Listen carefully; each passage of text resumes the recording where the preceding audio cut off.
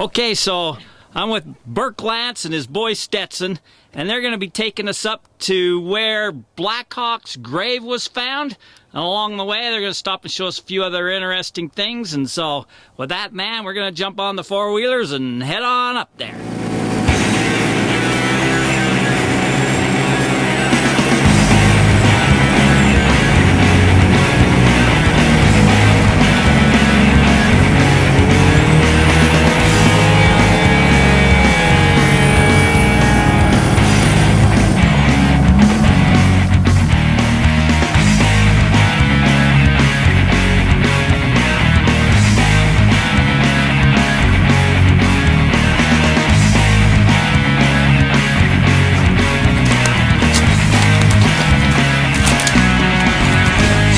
First off, we're here where Blackhawk was buried, and tell me the whole story about what happened. He was found, he was dug up. So, way back when he was buried, there was 3 miners that dug him up. I don't know how much later it was than after he was buried, but 3 miners came up here and they dug up his body, and they actually displayed his bones all over the valley at different places. So this was in the early 1900s, late 1800s? It would be the early 1900s. I believe so. Right after the Blackhawk War. See, he caused the whole Blackhawk War. During the Blackhawk War, the settlers here, they had to defend themselves, and the best way they could is get everybody gathered together. And I guess they mixed all this mud together with straw, built the fort for their protection, and as it turned out, they never did fight the Indians, but the remains of the fort are still here. It's in kind of bad shape because it's just been out in the open and erosion. And made out of mud. It's made out of mud and straw. And straw. And a corn cob. So for this old as it is, man, to be made out of mud and straw, it's in pretty good condition, yeah. Really. But very possibly these people have heard what happened in other places Ephraim. like Ephraim. Now tell them what happened in Ephraim. Mormon? It was, if I remember right, it was Chief Blackhawk's son. He came down out of Ephraim Canyon, and at that time there was a fort in Ephraim, and some of the settlers were out gathering potatoes. There's probably about 10 or so, I can't remember exactly, but anyway, they came down and they shot them, killed them all, and my great-grandfather, who was one of the first settlers in Ephraim, he was one of the first ones to get there, and he came upon this lady, and she'd been shot with an arrow, and he went to pull it out of her, and he says that she went so bad that he stopped, and then she died shortly after that. But the Indians had left one of the babies there on they just put him on his mother's chest, and someone else ended up adopting him, and years later, when he was in his 90s, he had another monument built out at the Pioneer Cemetery north of Ephraim, and he tells the story on that monument there. So very possibly the people around this area have heard the dangers, and so they contacted the soldiers, how you call it, during the Civil War, and they were told that they had to defend themselves, because they weren't going to help them. They're not going to help them. So they had to, 98 men, yeah, right? A lot of work. A lot of work, yeah. So good to know that nothing happened really. It's a quite large fort for what they accomplished back then, with a lot of handwork and what they had. So it would take what, maybe a month for this to dry? I can't remember. I think it says on the sign how long it took. I can't remember. A month? Yeah, I think it does say. But meanwhile, they could be attacked at any time. Yeah. But this had to be done. So it's just very fascinating. And then he had kind of a deathbed repentance, and he went around to different ward houses and apologized anyway, that was just before he died. Anyhow, when he died, they say there was snow on the ground, and people remember looking up here and seeing a whole pack horses bringing his body up here and burying him at the base of a rock slide. So that's why I wanted to come up here and see this. So his bones just kind of disappeared for a long while. And when was it? Maybe in the 90s, would you guess? I don't know when they reburied him, but there was an Eagle Scout that for his Eagle project, he decided he wanted to find Blackhawk's bones. And so he went on, they said it really led him on a wild goose chase. It took him a long time. When he finally tracked down the bones, they were in a box in the basement of some museum. So they reburied him down there on the side of Spring Lake, and he didn't have any descendants. They notified the family, but there weren't any descendants, but his brother Mountain, the Mountain family, did show up, and a lot of white people were there. And you was there for that? Yes, we were there. They sang some songs, and there was a lot of people that talked about it being a white burial. They were disappointed because it was a white man's burial. Yeah. But I remember on the casket, I don't remember if there were flowers, but whether or not there was also almost like the compass point where they have the 4 colors, the Native American 4 colors for the 4 directions. I remember that was on there. But that's it. So they accidentally found him. You probably don't know, the miners was digging looking for gold or something and accidentally found him, or No, do you know they dug him up on they purpose. knew he was here and they dug him up on purpose? And if you turn that off, I'll tell you something else. So during the funeral, the reburial, they had some musical numbers and a couple of people that spoke, and I thought it was really sad. There were even white people. They were saying, wow, they were disappointed because this was a white man's burial, not an Indian burial. And every time they moved from this place to that place, the white people would just crowd right in, just move right up close, and the people around couldn't see in there. Short people like me couldn't see.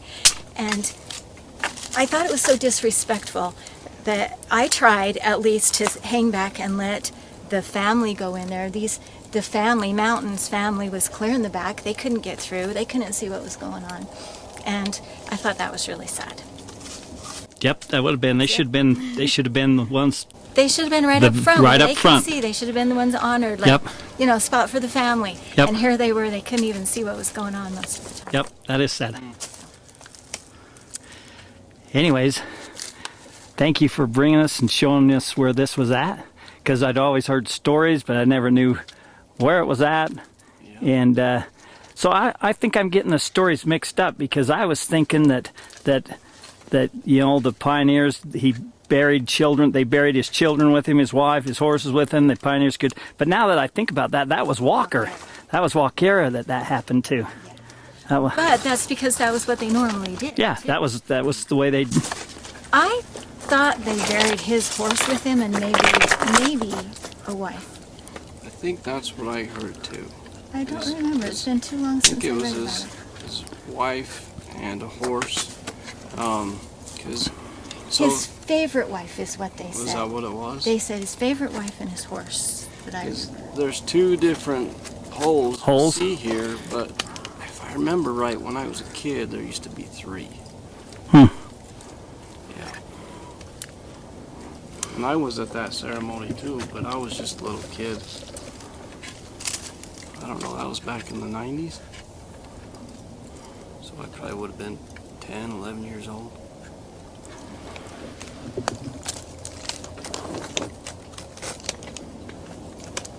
It makes you wonder why they picked this rock slide. I mean, for him being a chief, you'd think something special would have to be, or maybe not. Maybe, I don't know. Maybe there's, I don't know. Maybe they didn't want people finding him. So they Well, I'm moved him sure up they the didn't want people finding him. You know, I mean, that's an Well, obvious. definitely.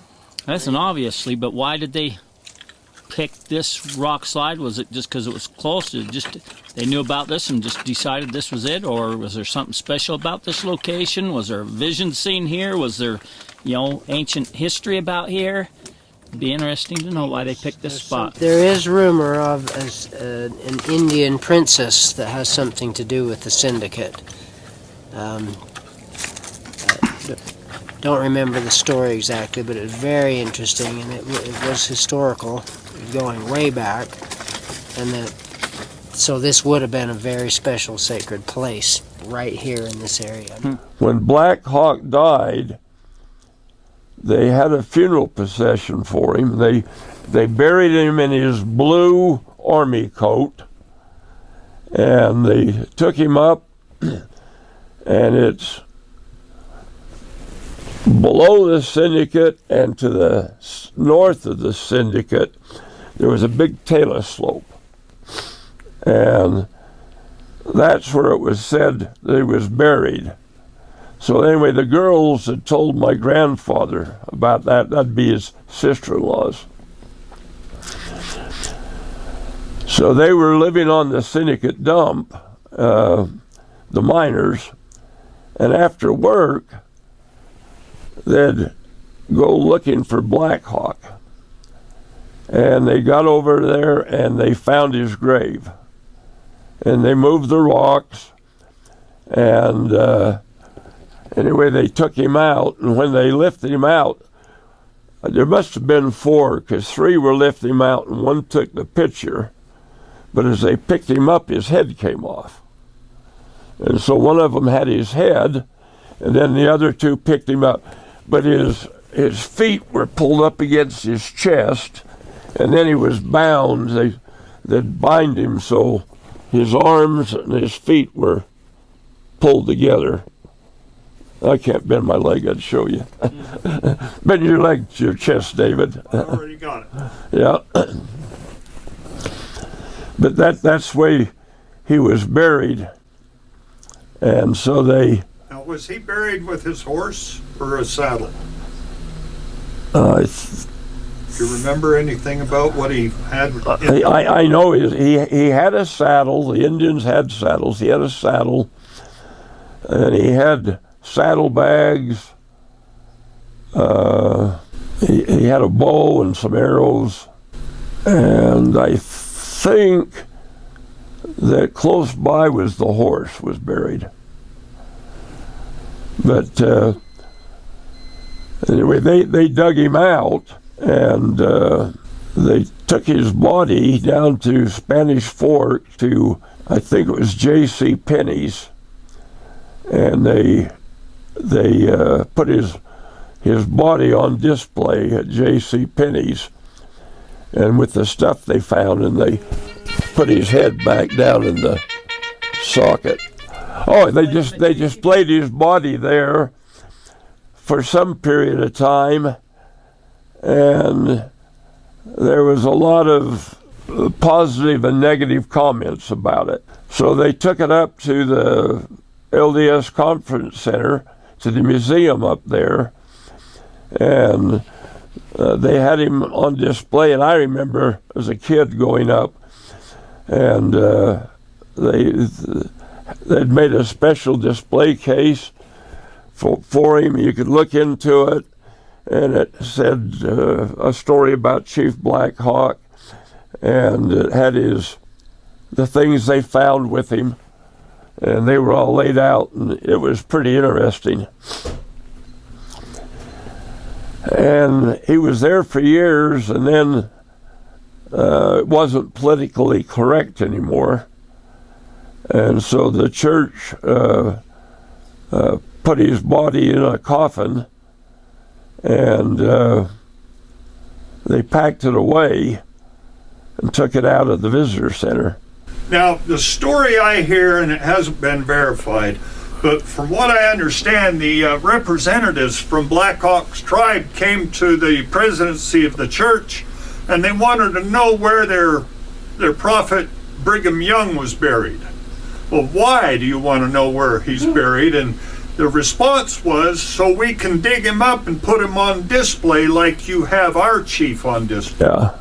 And that's, from what I understand, is that caused them to take him out of display. I guess his home was the Spring Lake area. He had a lot of homes because they moved around, but Yeah, well, I'm just curious if there was a reason they picked that. Was it a sacred place? Did they know about the gold bars? Was they, I'm just... don't know. I remember my dad telling me that his mother is also buried up there. In the rock slide? Yeah, and so that could be a burial spot, but it's interesting. When I inherited Grandpa Ben H. Bullock's roll-top desk, he had all kinds of foofara in there. He had arrowheads, and there were a lot of buttons from a cavalry jacket. And they were even the little buttons, I guess the sleeve buttons. And I still got those, but I often wonder if those buttons didn't come off of Blackhawk's cavalry jacket. Don't know. So I remember you telling me one time, David, that possibly your grandfather was maybe spooked or something, that he disturbed Blackhawk's grave, or do you... Well, that's my thinking. He never struck it rich, and it's almost like maybe he was cursed for digging up the sacred body. And he wouldn't talk about it.